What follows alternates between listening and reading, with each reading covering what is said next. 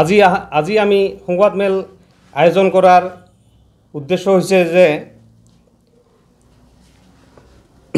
যোৱা কিছুদিনৰ পৰা আমাৰ দৃষ্টিগোচৰ হৈছে যে বঙাইগাঁও জিলা কোচ ৰাজবংশী ছাত্ৰ সন্থাৰ সভাপতি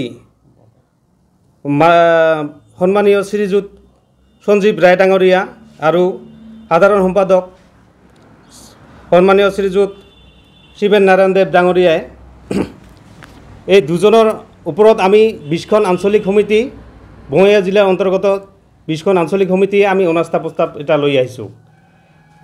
অনাস্থা প্ৰস্তাৱটো এইকাৰণে আনিছোঁ যে তেওঁলোকৰ কাম কাজৰ প্ৰতি আমি মানে আমাৰ আস্থা নোহোৱা হৈছে। তেওঁলোকৰ কাম কাজৰ প্ৰতি যি সময়ত কোচ ৰাজবংশী ছাত্ৰ সন্থাই এই বৃহত্তৰ জাতিটোৰ কাৰণে তেওঁলোকে আন্দোলন ব্যৱস্থা হাতত ল'ব লাগিছিল, জাতিটো সংগ্ৰাম কৰিব লাগিছিল, সেই ক্ষেত্ৰত তেওঁলোকে দুটা মেৰুত বিভক্ত হৈ আছে। দুটা মেৰুত বিভক্ত হোৱাত আমাৰ দৃষ্টিগোচৰ হৈছে। তেওঁলোকৰ ব্যক্তিগত স্বাৰ্থৰ কাৰণেই হওক বা তেওঁলোকৰ কিবা বেলেগ কাৰণতে থাকিব পাৰে, তেওঁলোকৰ যি দুটা মেৰুত বিভক্ত হৈছে সেই কাৰণেই আমি 20খন আঞ্চলিকে মিলি তেওঁলোকৰ ওপৰত আমি অনাস্থা প্ৰস্তাৱ লৈ আহিছোঁ। এই অনাস্থা প্ৰস্তাৱখন আমি 20খন আঞ্চলিকৰ পৰা স্বাক্ষৰ কৰি যোৱা 13 আগষ্ট তাৰিখে আমি কেন্দ্ৰীয় সমিতিৰ সভাপতি মাননীয় ক্ষিতীশ বৰ্মন ডাঙৰীয়াক তেওঁৰ হাতত আমি অৰ্পণ কৰিছিলোঁ। আপোনালোকক দেখিলে গম পাব, এইখন আমি যোৱা 13 আগষ্ট তাৰিখে ক্ষিতীশ বৰ্মন ডাঙৰীয়াক আমি তেওঁক অৰ্পণ কৰিছিলোঁ। কিন্তু 13 তাৰিখৰ পৰা আজি 21 তাৰিখ 7 দিন উকলি যোৱাৰ পিছতো কেন্দ্ৰীয় সমিতিয়ে কিন্তু আজিলৈকে কোনো এটা সিদ্ধান্ত আমাক নিদিল বা তেওঁ সিদ্ধান্ত লোৱা আমি দেখা পোৱা নাই।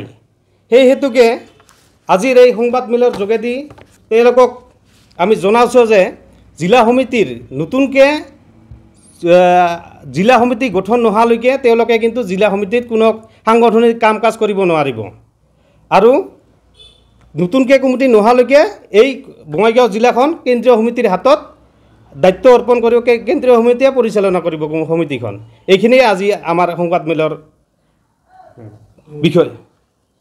এতিয়া আজিৰ তাৰিখত বা এতিয়াৰ পৰা আমি জিলা সমিতিৰ সভাপতি আৰু সম্পাদকক প্ৰতিটো মানে জিলা সমিতিৰ বা সাংগঠনিক কামৰ পৰা বিৰত থাকিবলৈ আমি ইয়াৰ পৰা মানে কি অনুৰোধ কৰাইছোঁ বা জনালোঁ। আৰু এই যিখন বঙাইগাঁও জিলা সমিতি যিটো আছে, এই বঙাইগাঁও জিলা সমিতিৰ মানে কি কেন্দ্ৰীয় সভাপতিয়ে নিৰ্দেশত বা কেন্দ্ৰীয় বিষয়ববীয়াৰ নেতৃত্বত বঙাইগাঁও ডিষ্ট্ৰিক্টখনৰ বিষয় মানে কি হৈছে সাংগঠনিক কাম কাজবিলাক কৰিবলৈ আমি অনুৰোধ কৰিছোঁ।